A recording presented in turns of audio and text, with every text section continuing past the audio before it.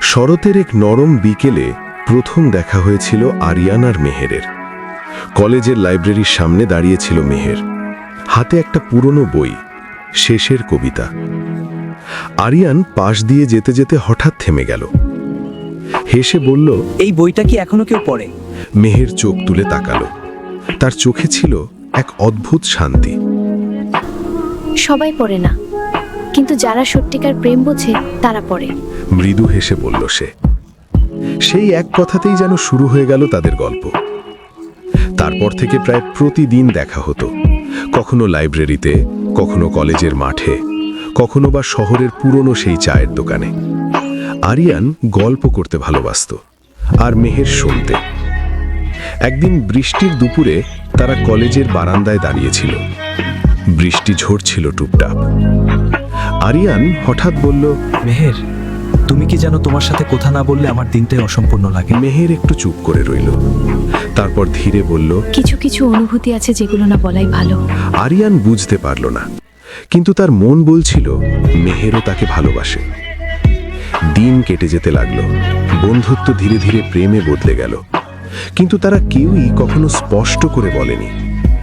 একদিন সন্ধ্যায় মেহের বলল, আরিয়ান, যদি কোনোদিন আমি হঠাৎ হারিয়ে যাই, তুমি কি আমাকে খুঁজবে? আরিয়ান হাসল। তুমি কোথায় যাবে? আমি তো তোমাকে কখনো যেতে দেব না। মেহের কিছু বলল না, শুধু আকাশের দিকে তাকিয়ে রইল। তারপর একদিন মেহের সত্যিই হারিয়ে গেল।